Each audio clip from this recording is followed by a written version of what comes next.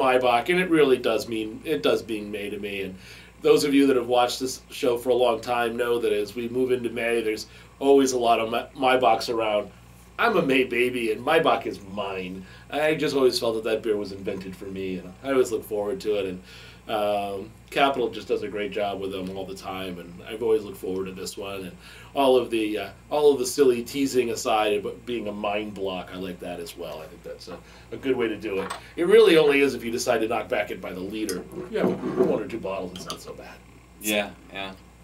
But it's drinkable enough where you might forget how many you've had. That is true. Maibock is the pale yellow bock of the bock family, and it also is the one bock where it's not unusual to have identifiable hop character, both in the nose and in the flavor.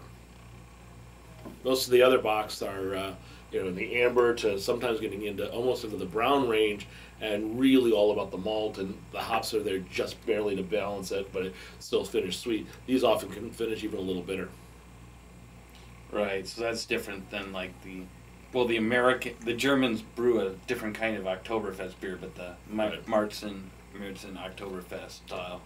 This is, would you say this is, when would they start brewing a Maibock? I mean, commercially, they're probably doing Maibocks in January and February, so that they're ready for the beer gardens in the 1st of May. Mm-hmm. It's really where you're looking at. So they'll already have their Lenten box laid down and ready for the Lenten season, and then the Maibock is just kind of languishing there a little bit, and we'll follow up. And it really one of the stories about bocks is that as the Germans would move back into the beer gardens after the wintertime, they would start with a double box on the coldest days and then move on to the box, and then finally as they got to spring, they'd get to the Maibocks with a little bit brighter hop nose on them. This one does not particularly have a hop nose. It's really is very malty. Yeah. And the Maibock does run the whole gamut of it. It's not that the Maibock has to have a hop nose or a hop bitterness that's obvious. It's that it can. Right. Whereas a standard bock or a double bock, both of those would be considered flaws if you actually could identify hop aroma or identify hop bitterness on those. It's just not part of the style. It is acceptable in the Maibock is probably the best way to do it. All right. Yeah, and for you homebrewers out there, if you put hops in your double bock or your Oktoberfest, put them in category 23. Then they're fine. I'm getting like sweetness. I'm just getting a lot of sweetness on the nose. Yeah, it is. It's a little bit more sugary, almost a little cotton candy to it a little bit. Not quite all the way to the circus peanut bubblegummy that we sometimes get from some of the stronger beers from Capital, but it's it's in that range. And I don't think it's toasty either. It's not melanoid-y. It's just sweet. It's got a lot of sweetness. And you're not trying to get that. I mean, you really aren't. You're not using anything but pale malt. That's what you're doing with these. This is a beautiful color. I mean, it's a very, very rich, inviting gold. Brilliantly clear, too. Yeah. And it's got very pretty lacing on them as well. Mm-hmm.